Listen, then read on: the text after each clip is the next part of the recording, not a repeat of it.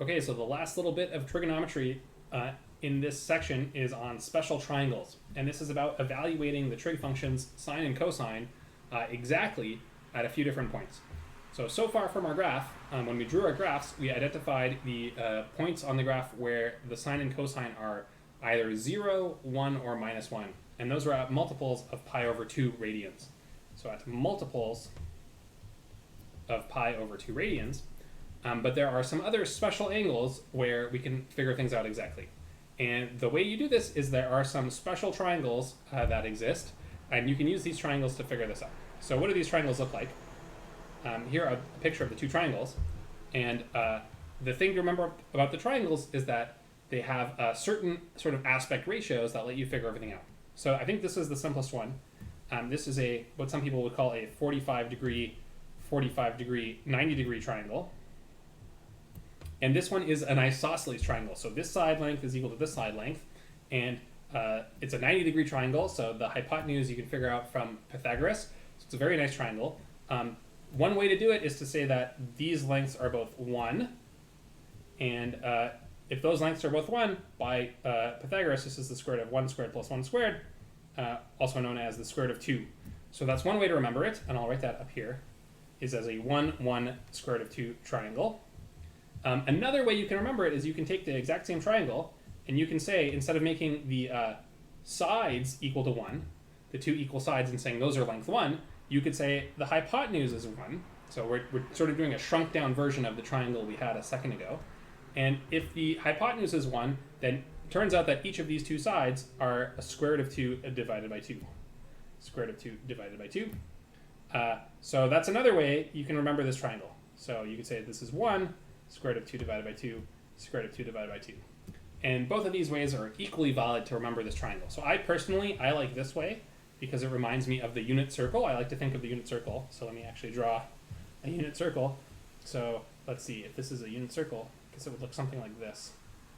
So because the hypotenuse is length 1, it fits on the unit circle. I can directly read off from this thing, I can read off the sine and the cosine immediately. So the sine and the cosine are both equal, and they're both equal to square root of 2 over 2 for this triangle.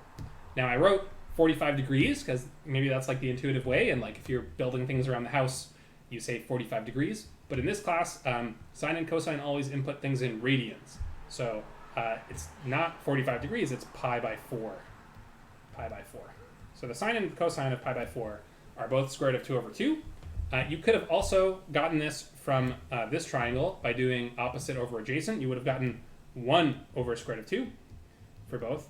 And 1 over square root of 2 and square root of 2 over 2 are the same number. You can see that by multiplying the top and the bottom by square root of 2. So either is fine. There's no reason that this is better than this. I think in high school, some high school teachers are really obsessed with the idea of always make it look like this. But I don't know. I think they're both equally good. So that is this special triangle, the isosceles triangle. The other triangle that is the special triangle is this one. It looks like this. So once again, you have a choice. You can either make the hypotenuse length 1, or you can make one of the sides 1. So I think the two choices are like this. You can either make the hypotenuse 1 and figure out what the other two sides are, or you can make one of these sides, maybe the shorter side length 1, and figure out what the other two sides are. So I'm going to do it both ways, so you can see both ways. I'm going to start with the way I like to do it, which is to make the hypotenuse length 1. That way it fits on the unit circle. If the hypotenuse is length 1, it turns out the other two sides are 1/2 and square root of 3 divided by 2. And if it helps you, you can write 1/2 as square root of 1 divided by 2. And the reason you can do this is because now you have a nice pattern where it goes square root of 1 divided by 2 for this very shortest side, square root of 2 divided by 2 for the other triangle, and then back to square root of 3 divided by 2 for the long side of this triangle. So you have like a 1, 2, 3 thing, and for me personally that helps me remember, but however you want to do it is fine with me. So that's one way to remember this triangle.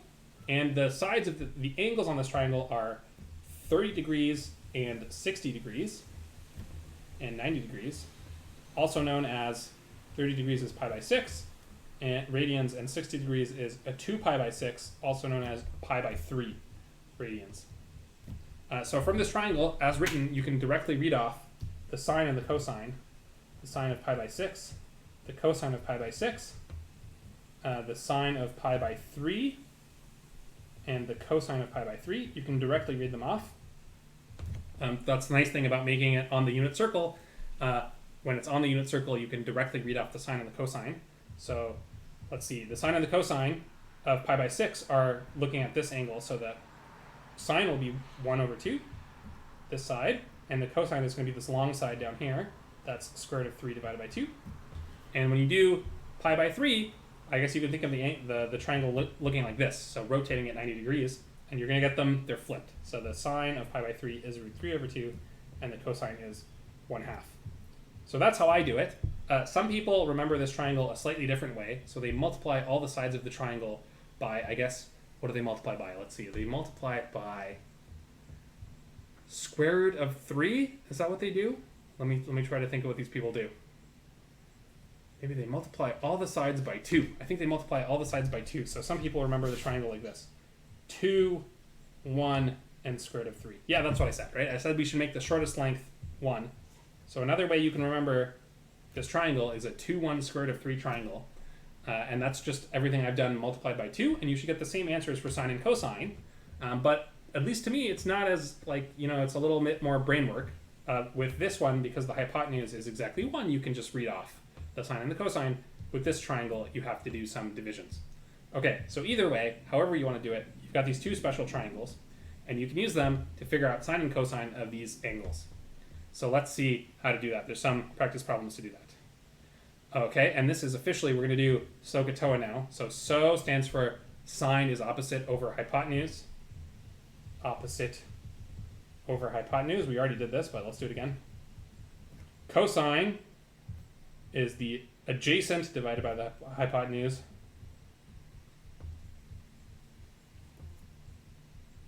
And tangent is the opposite over the adjacent.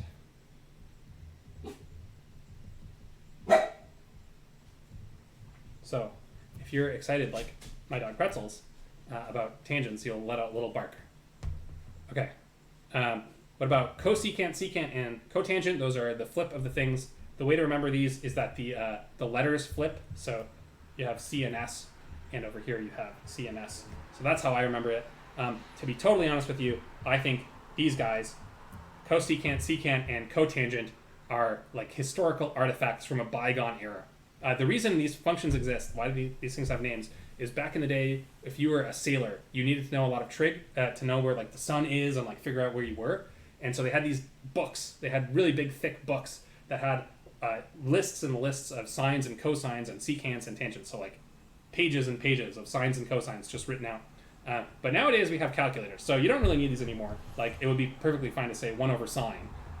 But back in the day they had them, so now we're stuck with it. So if you want, you can do all these. So this one's 1 over sine, so I guess that's hypotenuse. Hypotenuse over opposite. Secant, 1 over cosine, so hypotenuse. Hypotenuse over adjacent. And cotangent is 1 over tangent, so adjacent, divided by opposite. Okay, so there you go. That's the formulas. So again, I think you can do everything from the unit circle for the most part, as long as you're good with similar triangles. This stuff comes up when you're dealing with triangles more. But let's see how we can use this to evaluate some sines and cosines and things. So use special triangles to evaluate sine of pi by 4. And it's perfect because we've waited long enough that we've forgotten what we did with sine of pi by 4. Now we can do it again. So pi by 4 is this special triangle, the 45, 45, 90 triangle, pi by 4. And this one is the square root of 2 over 2. 1. So the sine, I remember it, is just whatever the height of the triangle is. That's because I made the hypotenuse 1. So if you want, you can remember it a different way. But for me, I just remember this is this triangle, so I get square root of 2 over 2. What about the cosine of pi by 3? So let me put the pi by 3 angle at the bottom here. And so pi by 6 is up here. And this is the 30, 60, 90 triangle. And the short side is 1/2, and the long side is square root of 3 over 2. And the hypotenuse is 1. Okay, so what is the cosine? It's just the length of the short side here, so it's 1/2. Or if you want to be fancy, square root of 1 over 2, so you can remember the pattern. There you go, example 9, special triangles. Okay, here we're doing them in reverse. use special triangles to find theta satisfying the tangent of theta is 1 over square root of 3. And here, the angle has to be between 0 and pi by 2. So we're talking about an angle in the first quadrant. So the 4 quadrants are first quadrant, second quadrant, third quadrant, and fourth quadrant. And we're talking about first quadrant angles because they told us theta is between 0 and pi by 2. So we're looking for something that's 1 over square root of 3. This is where it's good to know that square root of 3 is a little bit bigger than 1. So 1 over square root of 3 is a little bit less than 1. So we're looking for an angle that's a little bit like that. So it's below 45 degrees. So it's below 45 degrees. What triangles do we know? Well, the only triangle we know that kind of looks like this is the one the long skinny triangle, special triangle, and that one has hypotenuse 1, height 1/2, and side length square root of 3 over 2. So this triangle, let's see, what is the tangent of this triangle? Well, tangent is opposite over adjacent, so you do 1/2. The tangent of this angle is pi by 6 in this special triangle, is 1/2 divided by square root of 3 over 2, which is 1 over square root of 3, so that works. And the tangent function, as long as you know that theta is between 0 and pi by 2, it can only take on each value once. And you can see that from the graph of the function. The graph of the function looks something like this, between 0 and pi by 2. Let's see, whoosh, something like that. So it only takes on each value once. So the tangent of theta is 1 over square root of 3. The tangent of pi by 6 is also 1 over square root of 3. And because both angles are between 0 and pi by 2, therefore theta is equal to pi by 6. So that's the answer to that one. The secant of theta is square root of 2. Okay, so the very first thing you do, never ever work with the secant, always work with sine and cosine. So this is 1 over the cosine of theta is square root of 2. Or in other words, the cosine of theta is 1 over square root of 2. Okay, and now I guess it's good to remember that 1 over square root of 2 is the same as square root of 2 over 2. I guess it's worth it. Let me take a second and do it this little way. Multiply the top and the bottom by square root of 2, and you get square root of 2 over 2. So we're looking for an angle who has cosine square root of 2 over 2. And fortunately, we know one triangle that does this, and that's this 45-degree triangle. Square root of 2 over 2 is square root of 2 over 2 and 1. And therefore, the angle that works is pi by 4. It is pi by 4. So once again, because we're between 0 and pi by 2, this is the only possible answer. What if the cotangent is 3? So again, I highly recommend you never work with cotangent. You just convert it into a tangent. Tangent of theta, if cotangent is square root of 3, that's 1 over tangent is square root of 3. Or in other words, the tangent of theta is 1 over square root of 3. Okay, tangent of theta is 1 over square root of 3. That looks familiar. Hey, we did that in part A. So by the same exact thing we did in part A, therefore, theta is pi by 6. So there you go. All right. And so these problems actually are quite a bit simpler because we know that theta is between 0 and pi by 2. And you'll see in a second in the next example, for other values of theta, you have to flip and rotate the triangles to get the angles. So our work so far is great for angles between 0 and pi by 2. But for other angles, you have to flip horizontally or vertically as needed to figure things out. Then you use the fact that the sine and the cosine are the x or y coordinates of the point. So let's evaluate these harder problems. All right, let's do problem A. Sine of 5 pi by 6. So the way I do this problem, 5 pi by 6 to me is almost pi. 5 over 6 is almost 1, so we're doing almost a pi, and then we're just backing off a little bit. So we've done almost a whole pi. Pi is 180 degrees. So we've done almost a whole pi, and we've backed off by pi by 6. So we've backed off by pi by 6. So this angle is 5 pi by 6. Okay, so that's the angle we're looking at. And perfectly in this little sort of, so we're looking at this angle, but inside the region that is left over is a perfect little copy of our long special triangle. So this inside this region we have root 3 over 2, 1 over 2, and hypotenuse 1. So the long skinny triangle, if you flip it, it fits perfectly in the space that is missing for our angle. And now we're in good shape to answer this question. The sine of 5 pi by 6 is the height of this triangle, right? Because it's already, the hypotenuse is already 1, there's no dividing. We just need the y coordinate here. And it's just a half, so that's a half. Here we go. All right, let's do, I guess let's do these out of order. Option C here is the cosecant of 9 pi by 4. So the first thing you got to do is think a little bit of fractions. 9/4 is a little bit over 2. So, and 2 pi is going all the way around. So 2 pi is going all the way around. And then that would be 8 pi over 4. And we've gone a little bit further than that. So we've gone all the way around and then a little bit more. So what is our angle? Our angle looks like this. We've gone all the way around and then a little bit more. That's 9 pi by 4 radians all the way around plus a tiny bit more. And inside this little space that fits here and the tiny bit more we went, that is a, let's zoom in, that is a root 2 over 2, root 2 over 2, 1 special triangle that fits in here. Okay, and once you have that, the answer is going to fall out of that. So what's the cosecant? The cosecant is 1 over the sine of 9 pi over 4. And the sine is the height of this thing, which is square root of 2 over 2. So the final answer, 2 over square root of 2. 2 over square root of 2 is also, if you rationalize it, multiply the top and the bottom by square root of 2. I think we'll just give you square root of 2. Yeah, that looks good. Okay. That's the cosecant. All right, let's do another one. This is a negative angle. Negative 2 pi by 2. So once again, I'm going to start with the circle. Negative 2 pi by 3. So again, I'm going to think of this as negative pi. This would be negative pi, but I haven't gone a full negative pi. I've only gone 2/3 of the way there. So I've left myself a third of a pi. So this is a pi by 3 left over. And I've gone negative 2 pi by 3. So this little bit that's left over is another negative pi by 3. All right, and inside this region is going to fit one of our triangles. I've drawn it very close to 45 degrees. So let me make my drawing a little more accurate. Let me make the drawing a little bit better. So because it's more like this. That's 2/3 of the way, and then what's left is a pi by 3. And inside this region is going to fit one of our special triangles. So we can draw one of our special triangles just like that. It's the long special triangle. So this side is a half.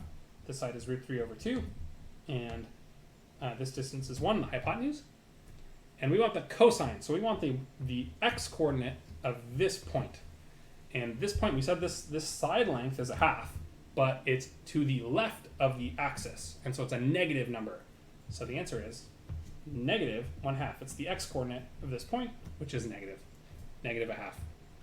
Gee, I really hope I'm right about these. It's going to be very embarrassing if I get one of these wrong. So double check my work. Make sure you agree with what's going on. Okay, now we're dealing with 5 pi by 3. So again, I think of this as 5 pi by 3 is almost 6 pi by 3, which would be 2 pi. So almost 6 pi by 3, but we stop a little bit short. We leave just a little bit pi by 3 left over right at the end. Okay, once again, I drew it a little bit closer to 90 degrees. Let's draw it more like that. So what's left over is pi by 3. And what we've done is 5 pi by 3. And that makes sense because together you would get a 6 pi by 3, which is 2 pi. And so we've gone most of the way around. So that's our angle. This is our angle theta. And inside this little region that's left over fits our special triangle, just like before. So this length is 1/2. This is root 3 over 2. And this hypotenuse is 1. Okay, so what do we want the cotangent? Well, we better write out what this is. This is the cosine divided by the sine.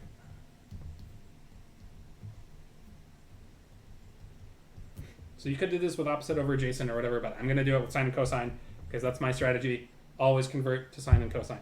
So what is the sine of this guy? The sine is the y-coordinate is negative root 3 over 2. That's the y-coordinate of this point. And the cosine is positive 1/2. Okay, so altogether, I'm getting negative 1 over square root of 3 for this answer. All right, I think that's it. Okay, and so in general, keeping track of these things and all these symmetries of going around the circle some number of times, it can be quite tricky. I think if you can handle this example 11, you'll be good for Math 1200. And then in Math 1210, if you take that or take other courses, you have to get even more good at doing inverses and stuff. But for Math 1200, example 11 is about what you will need. So if you can do this, you're in good shape. So do lots of practice problems on Mathematize and other things for these trig stuff. But that's really it for trig. So it's not super complicated what we need. So the trig is kind of we have the bare minimum of the trig we need. Okay, I'm going to stop there. And next up, I'm going to start the next section.